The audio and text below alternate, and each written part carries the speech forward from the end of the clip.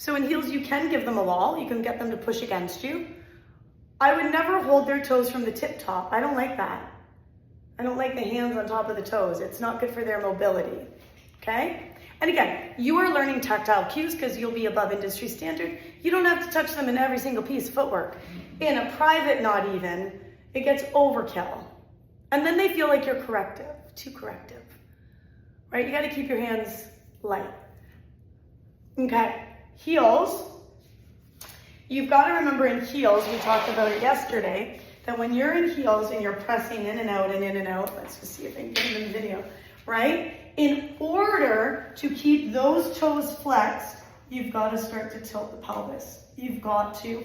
And that trains up the bum wrapping for short box series.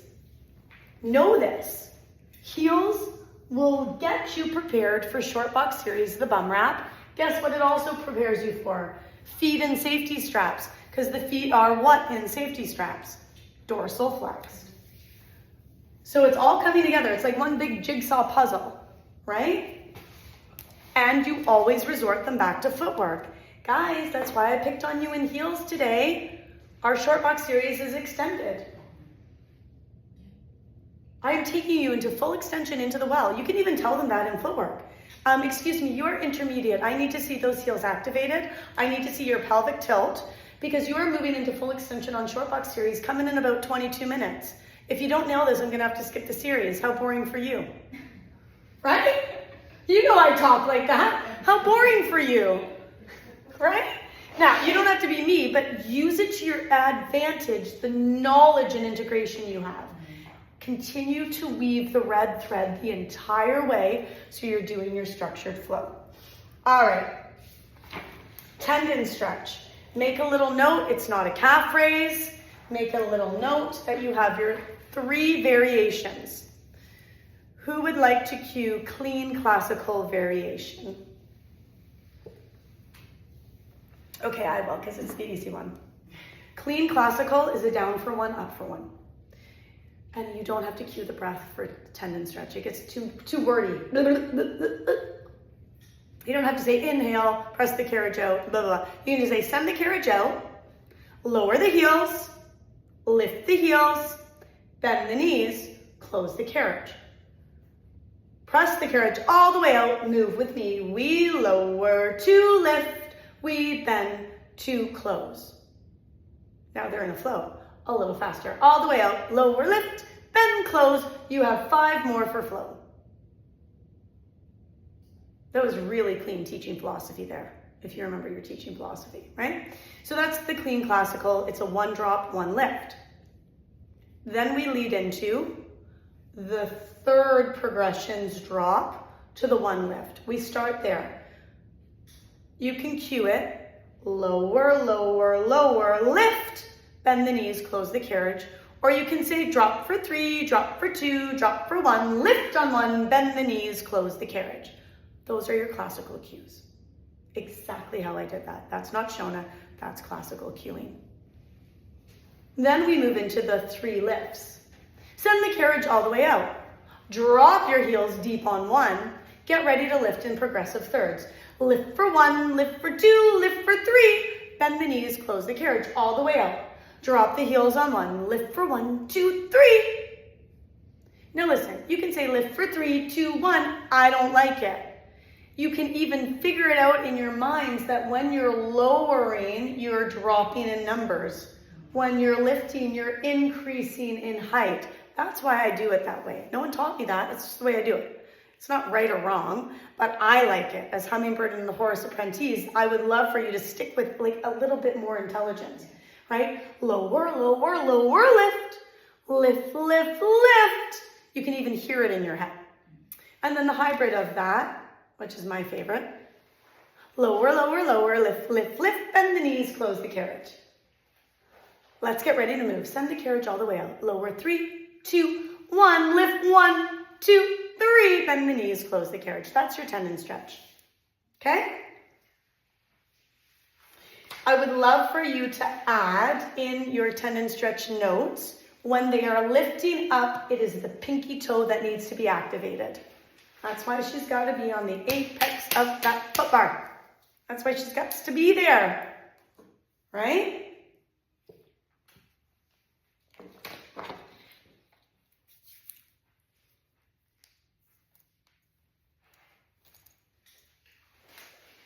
All right, let's flip to page 7, ab series. The 100. Who would like to read Classical Context and Core Philosophy? Anybody? I will read. Okay, thank you. Thank you, high school teacher. In classical reform, only one exercise is formally dedicated to abdominal work, the 100. Why? Because the entire system is designed to move from the center, the core, radiating control, breath, and intention outward. After footwork, we transition immediately to this core activation sequence to build internal heat, awaken the powerhouse, and prepare the mind-body connection for the remainder of the session. Good. A modifier. Remember, modifiers break down the repertoire. Variations increase the repertoire. When you're modifying the 100, the only thing I would like you to do is less sets. That's the only modifier I like, because I'm a hard ass. I would rather them do it in, like, even if it's in tabletop, I would rather them be in tabletop or full length and do 4 sets properly. Then you keep them there for 10 sets and you have to break it down, break it down, break it down, break it down, break it down. It gets too watered down, they don't get the flavor of it. Right? It's just a recommendation. You do not have to follow what I'm saying. It is a preference as your trainer. That's all. Okay? So you can write that down if you want to. All of you, I will not waste your time. You all know how to cue the 100 perfectly, beyond a shadow of a doubt. Okay? Let's just talk about how do we move from control to challenge in the 100. Once they've mastered control, they become in 8 or 9 classes, even in math. What's the first thing you do for challenge? The leg extension. Mm-hmm. You lower the lever. Once they've mastered that, what else can you lower? The lines of pull. Lines of pull. The pulley system. And once you've got the lever lowered with the legs and the lines of pull lowered, then you just keep working on them pulling their ribs down. Because that'll always naturally pop up in opposition. Would anything like having the legs like travel, would that go into like contemporary? It wouldn't be the 100. Okay. 100 is just in the position. Yeah, so it would go into contemporary. Okay. Yeah.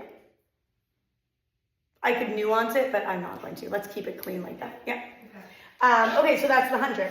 Then from 100, we go into supine arm series. We have straight arm first. What is the cue? Because a lot of people will just dominate from their bicep and bam it down. They're not going to feel anything in supine arm series. What is the cue? You reach the arms long in the straps and you plug the arm holes into the body. Do you know how hard it is to press your shoulders down and reach away? Right? You've got dollar bills between the tips of your shoulders and the shoulder blocks, but don't hike your shoulders to your ears. When they press down on the exhale. When they pull up, their fingers should be growing long, long, long. It's growing out of their body while it's plugged in. That's how hard it is. And if people are just traveling up and down on those 2 red springs, you count them through it. We are moving down for a 4 count. Inhale, exhale, press down for 4, 3, 2, 1. Hold. Scrape those fingers along the ceiling. Lift up slowly for 4, 3, slower, stay with me, 2, 1. Oh, your armhole popped open there. Not as easy as it looks, is it? Right? So we do straight arm. What comes after straight arm? Tricep press. What will people cheat on is when they are in a tricep press, they will pull back here. It's got to be at 90. The default is a 90 wall. Press down to pull back. People always pull in because they want to break. Don't let them. Don't let them. And then, with all the love in the world, don't let them.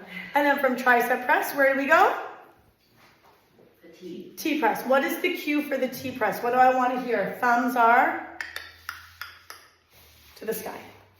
Thumbs up, hands are nice and long, and you are scraping your hand along a flat surface into the hip line. Now, what will people do here? They'll pull back here. And then they will use momentum from their shoulders. We don't let them. They are not allowed to pull further back than the shoulder blocks. That's when it becomes challenging. Sometimes I've even said, picture that you have a grapefruit and you have to hug it in your armholes. And you can only open up as far back as you keep the grapefruit. So now I'm stopped. And then when they can control that, okay, now you have an orange. Now you have a tennis ball. Now you have a grape. You just work through it. It's a fun visual. Because then they're not going to go, oh, because now they just dropped the orange. Right? What is supine arm series preparing them for? Those of you that have done intermediate.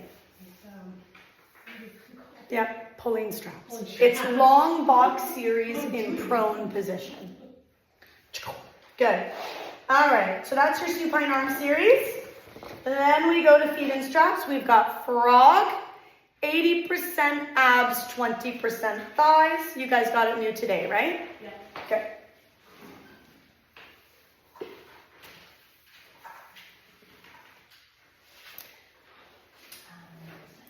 It's going to be page, do you have it, Emil? I think I gave two. The stuff that's sitting on the forward, I think. Yeah. It's this first one, Repertoire.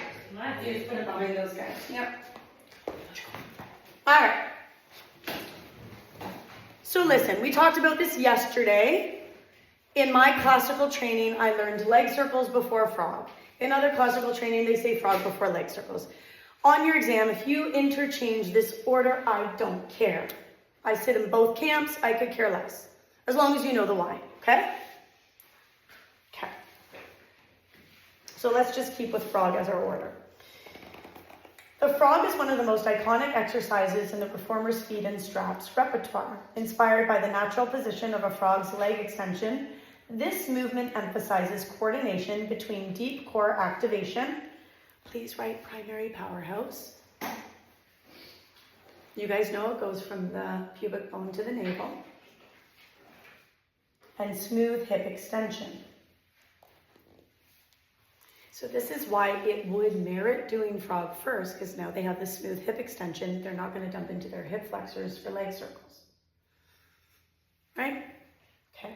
Traditionally used to promote pelvic lumbar stability and symmetrical alignment, it helps students, practitioners find central line strength and control. So let's talk about variations. When you first move your clients, they press their heels to the high 45 where the ceiling meets the wall. Because they have their feet in straps, I don't like them to come down. So their feet are in straps. I don't like them to come here and bend in first. I hate it because they just open up. Whenever they put their feet in straps, I say stay there. Get a nice stretch down the back of the legs. Heels together, toes apart. Draw your knees in, hug the heels, and they press out from a low position. It's not wrong if they do it the other way. I just like controlling the movement so that it's safe. In frog, people will pull in too far. For fundamentals, it is so good, right? It is so good that when they bring their knees in, make them hit a 90 wall and press it and hit a wall and press it. Because they'll want to pull all the way in, and guess where all the power is coming from? The lift. So just don't let them, right? And then as the advanced intermediate, because they can feel the activation. You guys know frog. We're going to run through it soon. Feet in straps, leg circles. You know it. Flip. Feet in straps, lower lift, page 3. You know it. Now, short spine massage is intermediate. I want you to make a note of that, please. You will learn it weekend 2.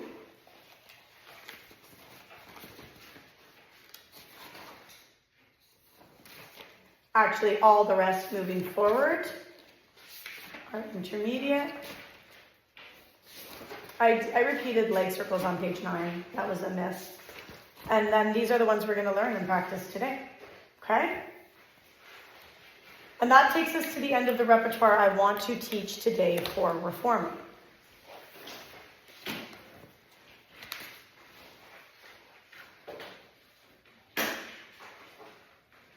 I might want to workshop elephant. We'll see. I just don't have the handouts for it, and I think that's fine. Are there any questions about footwork 100, supine arm series, feet and step series? What is the first prop you will layer in ever? The ring. What comes before ring? Dowel. Dowel. Dowel. And then what's the second prop you'll layer in? Ring. Ring. Okay. Now listen, why? Because the dowel is an extender of the shape and it gives 0 feedback. Okay. The ring will give immediate feedback and that's going to destabilize. Yeah. We don't want to destabilize. We move from stabilization to destabilization as a challenge method. Okay. Right? Cool beans. All right. If you need a bathroom break, take one. We're going to ditch our material. So actually, let's layer you guys in with the other material first. And then I'm going to take you through a movement experience. And then we're going to teach each other. And then we're going to caddy. Okay? Okay. This is all. Boom.